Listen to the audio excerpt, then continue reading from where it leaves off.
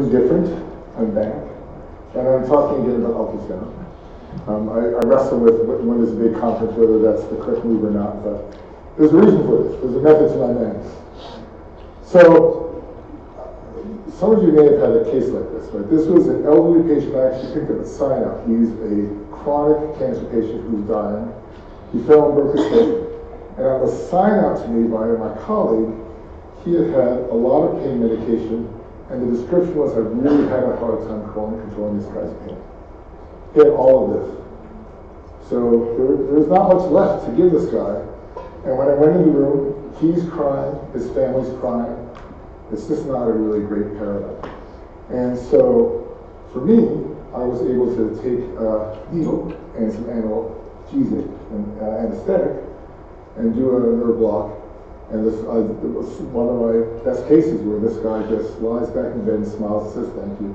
And his family all just kind of chillaxes and understands that, this is a potentially end-of-life injury and really traumatic for all of them. So when I think about what I do, and you all think about what you do in medicine, a lot of what we do in terms of paradigms and treatments, it doesn't seem like there's always a really different outcome from my efforts. And I can say that for myself, one of the things that really, for me, has revolutionized how I feel like I take care of patients is by my ability to assist in analgesia. Right? We work in emergency departments or other acute care settings. We are a center of excellence for pain. Right? We take care of people who come to us because they have painful conditions, they have injuries, and this goes to the whole spectrum. Right? Children all the way to the elderly, and again, in the elderly, right, this is someone who may have now their last action that's going to affect their life. And so there's all different ways we try and help them out, and Sergey gave a great talk on these different ways to think about how to treat pain. But for me, the ability to go and actually stop it has really been phenomenal. So I don't know how many of you trained or still use landmark regional anesthesia? Nobody? Okay, and I confess that I did this as part of my training. I did it, and I wound up doing it less and less and less, because sometimes it would work, score, and most of the time I'm jamming a needle someplace, injecting a bunch of anesthetic, and big whoop, right? Didn't do a thing, right? And so for me, the advent of having a point-of-care system in my shop where I work has revolutionized what I can do to a patient, because I now know where to put the anesthetic, and I know that it's going to be effective. And this is really effective. It's for me been a game changer. And I don't know how many of you are doing this regularly, and I know that some of you don't do ultrasound, but you're in systems where having this available, or having a provider who can do this, changes the paradigm in your shop, right? I like being in a shop where somebody will come and ask me, do you mind putting a block in on this patient? And sure, happy to help out. And so this is really a systems issue, and it's a frame of mind issue to understand that it's available, it's something that's learnable, and something which really has a profound benefit, right? So how many of you do this routinely now? All right, small group. And I can tell you, our QA department, we have how many, 35 providers now? The number of times I see blocks done in our shop is pretty small, right? And so this is something which I think should be part of a lot of armamentarium which isn't there. And so if you're going to start, I'm going to advocate that those of you who have the opportunity to have an ultrasound system and can do this, I'm going to talk about some basic blocks which we all did blind. So there's not a lot of downside or risk to them. But if you're going to do this, I think the idea is to set yourself up in terms of mindset and ergonomics to be successful. Right? If you try and do a procedure, I was a builder, a finish carpenter. If I was twisting around my tools, I did a horrible joint. Same thing if you're doing ergonomics for a procedure. Set yourself up so that you're not going to be a corkscrew. You can actually do this hand-eye coordination and kind of really think about how you're going to do the procedure, right? So typically I love using lunch trays for arms. I like say an ultrasound system across from me, so I have an inline line from my hand to the transducer to the screen, and I cognitively offload all the confusion about what's going on, right? So this is something so if this is something you have not done, this is anxiety avoiding. Set yourself up so you'll feel successful, right? Most places have anesthesiologists who do nerve blocks, and they have these special needles which are blunt tipped, and they're perforated so you can see them really well with an ultrasound system. It's not a requirement for the little teeny blocks. I use regular strength needles, but if you have these available, These are a really great tool to use to get started for a bunch of reasons. First off, they're blunt tip. So if you're nervous about jamming a needle through a nerve, they typically don't hurt nerves. Anesthesiologists go right into fascicles with these needles. The other thing that's kind of cool is that they're stippled, so by ultrasound they're really easy to see. These things light up like lightsabers if you catch them correctly. And the third thing, which I really like about them, is they have extension tubing, right? And you can put extension tubing in anything. You don't need this fancy needle. But this is a great paradigm that gets to involve other staff, right? I think in our shop I've had nurses and techs help me out, where I'm sitting there running the needle and the transducer on my screen, and someone else is running the anesthetic. And it's a joint process, and everyone can see the benefit. And it's a really nice paradigm. So I like that a lot. It lets me focus and be more confident in my skill set. Now, something if you use extension tubing, I can guarantee you're going to flush all the liquid out of them, and when you inject, it's going to be air, no matter how hard you try to get rid of air. And the problem with air in ultrasound, it can really obscure your image. So you can see here, there's a bunch of air, and then I go ahead and put the needle forward and then start injecting fluid, and I have a clear field of view. So if you're going to use this in extension tubing, go in, inject out that air, and then go for your target. I like using these little finger syringes just because they're kind of cool. I like toys. I like buying crap. So we have that stuff in our shop. It's kind of fun. You know, it makes me feel like I'm good. And this is my favorite pearl for procedures, right? How many of you guys have done lumbar punctures? Right. How many of the time have you used your fingernail to mark your interspinal space? I've done it. Pen cap, right? Pay attention to where that freckle is, right? We've all done it. And then you go and take Betadine and you clean it all up and you're like, holy, I can't even see my fingernail mark anymore. Besides the fact that this face is going, hey sir, are you rubbing your fingernail? Like, nobody likes that. The coolest thing for procedures was that if you use ultrasound, part of using ultrasound is just seeing where you're going to go. You see if you have a target. So before you do all your prep, I'll do my ultrasound. I'll take an alcohol swab, and I'll just take a little insulin syringe and make a wheel, lidocaine wheel. Now I can do all my prep. When I go back in, that skin is insensate. The patient doesn't know I'm going into the skin. It works great. And for kids especially, I do a lot of regional anesthesia with kids. They trust me on this one, and then they'll trust me for the other one. So it's a really nice paradigm. There's a lot of controversy about cleaning. I think a lot of shops have the tegaderm on. I don't, and we don't do it in our shop. We somehow manage to get by our infectious disease people, where we can do an oxyvir wipe and do a dwell time. And the difference is that tegaderm degrades your image, makes it hard to see the needle, and theoretically all the ultrasound people say they're degrading a $10,000 probe using it. This is still out to the jury, but just work with your hospital. You certainly can go with full-on sterile procedures if that's what you think your shop's going to want you to do. But this is really not a sterile procedure. If you guys are just getting going, haven't done it, go take you some test injections of lidocaine first. Understand you can see the needle, you can see fluid, you can know where you are. Then change off and use your anesthetic and just convince yourself that you can do these procedures. But then really it's using anesthetics. So there's really two kinds. We use ropivacaine for our long-acting blocks, and these are really important for patients that really have long injuries, hip fractures, femur fractures, and you say to yourself, like, why would I do a long-acting anesthetic and then 6 hours later this person's screaming in pain? There's no benefit in that. And there's actually great data. Pain is a recruitment issue. People are emotionally upset, they're physically hurt, and they're focused on the pain in their body.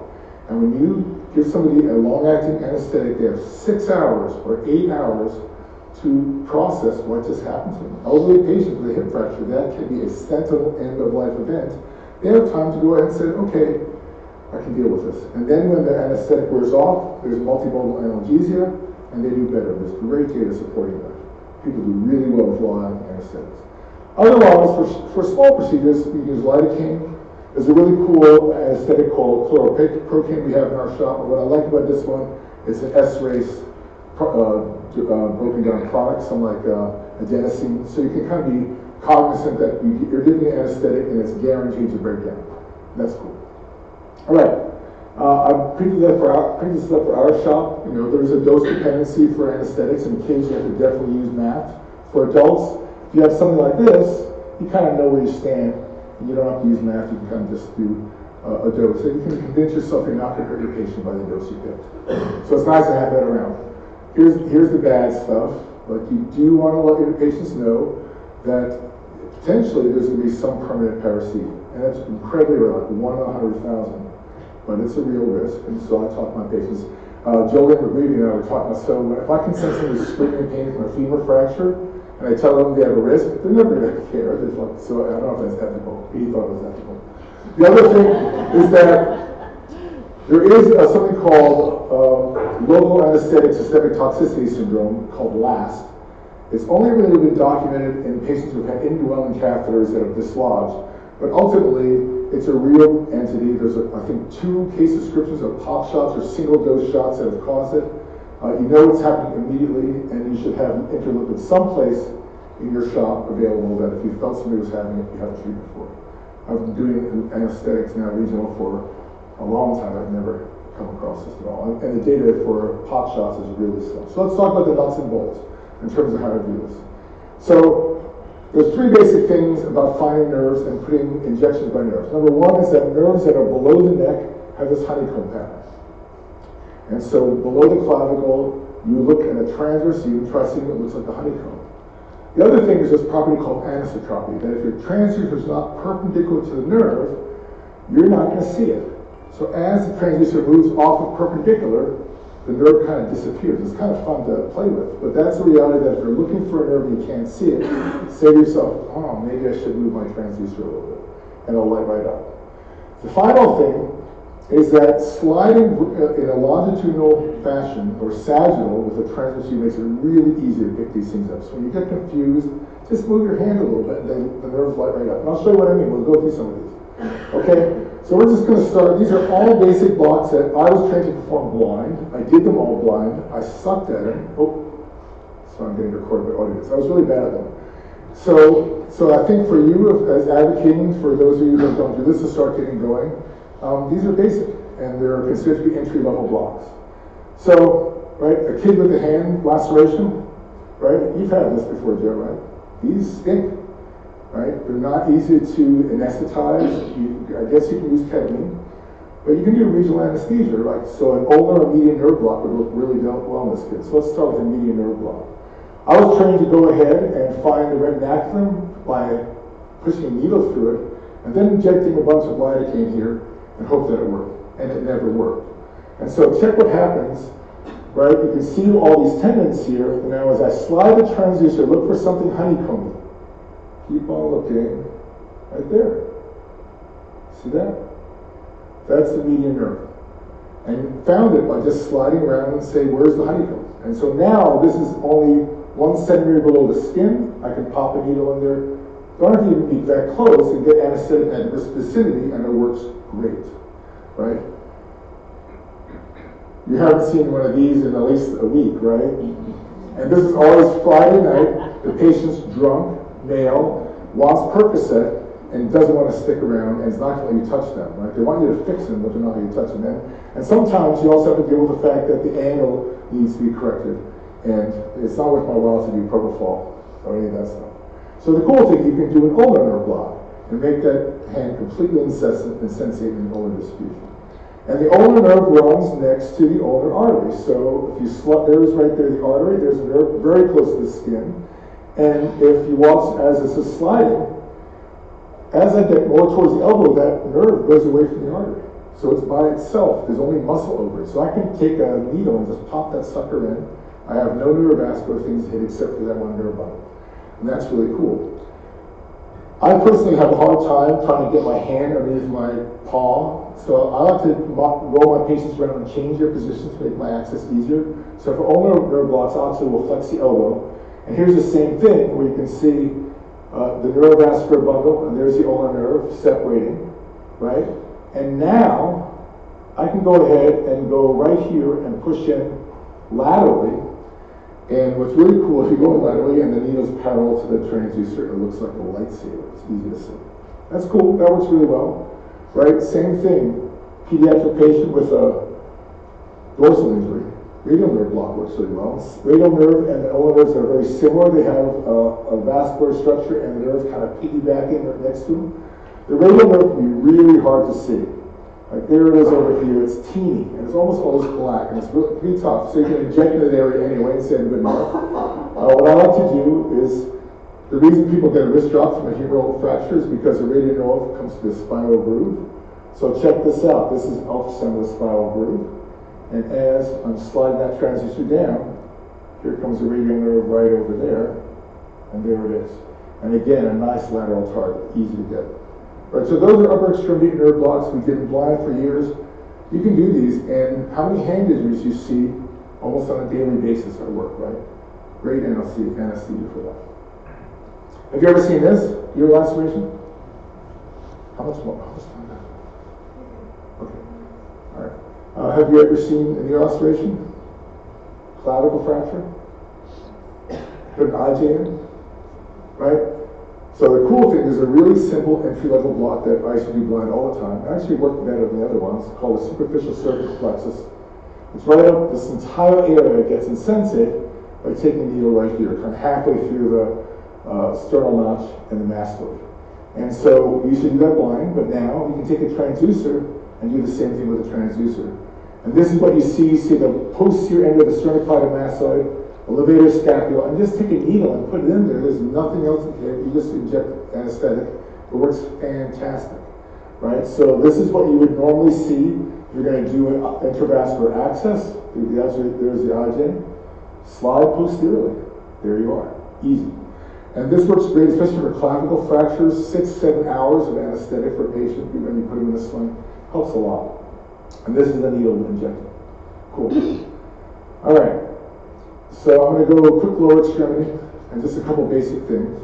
Right? Femur fractures, we see them often.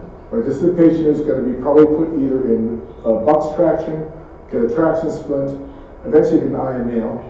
Incredibly painful. Every time they move their leg, they have a pretty significant amount of pain. And so the cool thing is you can take a block and block the femoral nerve. And again, my training was to go ahead and do this blind. You feel where the artery is and go laterally, nerve artery vein. And it never worked. I did it all the time. It never worked. And I realize now that I also was using enough volume. But we'll talk about that. So this, I like this. This is one sinister ass needle, right? All right, I'm going to put this in here. No! Give me some more morphine. Anyways, but the cool thing is here's the anatomy that we've been palpating, right? There's the femoral artery, a nice pulse. We learned to go medially to go ahead and put a femoral cannula in the femoral vein.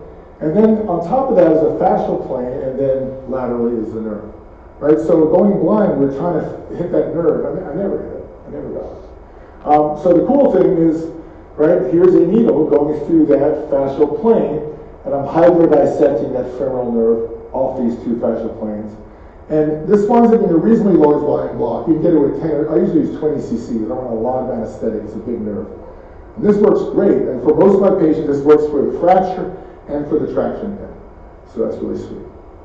But this is what we really see a lot, right? We see patients all the time who fall with hip fractures, incredibly painful. And the problem with just a femoral nerve block for these is that there's actually 3 nerves that come into this area. So there's the obturator, lateral femorocutaneous, and the femoral. The femoral nerve block doesn't get the other 2. So the cool thing is this is probably the easiest nerve block to do. This is the fasciatic nerve block. And what's easy about it is that instead of being focused on the neurovascular bundle, you move laterally, right? And you focus on the muscle, right? Right there's the fasciatus. Get your eyeball set on this muscle bundle, then go back up and find the fascia. And you can take a needle any place along here. Doesn't make a difference where you get it, and as long as you get that needle under the fascia and do a high volume, this is 40 cc's of either anesthetic mixed with saline, usually what I do, it works great, right? That's the block that did to an older patient who just smiled and went to sleep. It's fantastic. And there, I'm piercing the fascia, starting to get a little hydrodissection, and ultimately what you want to see is that fascia here, there's the needle, and fluid is just going in that area. You can see there's a neurovascular bundle over here. I kind of slid over to show where it was. Really, so there's nothing to hit. You're going through dermis, muscle, fascia. There's nothing there. It's a great block to work on.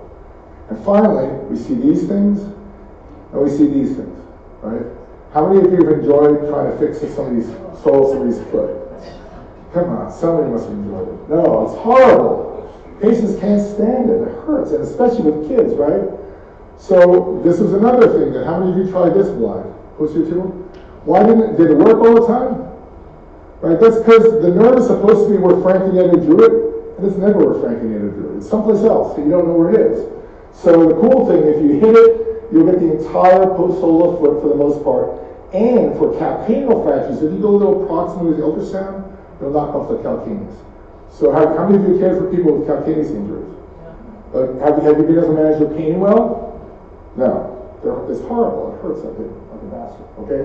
So that's the blind word. That's a blind way. And here is ultrasound. There's a bone. There's an artery. And right next to it is honeycomb. Right? Everyone can see honeycomb. So this is what it looks like. Right? There's the artery. It's pulsatile. It's supposed to be moving. It's not moving. There we go. Pulsatile. And then there's a nerve. The needle's not even close to the nerve. I'm over here. I stunk at this one. But you can see the needle tip, and there's plenty of anesthetic. The block work great. They'll not even hit the nerve, just get close enough. And this was my favorite case. This was a kid who had gone to his primary care doctor 3 times for a sliver in his foot. And every time they tried to lidocaine and dig around a little bit, you can imagine when he came to see me, he was not happy with me lidocaining a little bit. But this one, a little bit of lidocaine away from where he had been stabbed before, a great nerve block, and this was it. We got it out. And he was really mad at me. The reason he was mad at me is because he hadn't finished a SpongeBob episode on the iPad, and I was done. It was great. So that's it. So if your shop isn't doing this, you're not doing these. This is something. These are entry level. They're relatively easy to start getting familiar with, and they have a dramatic change in your patient's outcome. They make a huge difference in patient care. Right? So multimodal analgesia, you want to do a cocktail, Hungarian goulash, anything you think about to make your patient feel better. We're trying to comfort our patients, and especially at the end of life, it's really important. And if you do ultrasound guided set blocks, it's great. They really work well. They're not challenging, those peripheral ones. And ultimately, you want to make sure if you do it, just start in a systematic way. Get confident and set yourself up, you're going to do well with this. Okay, thanks.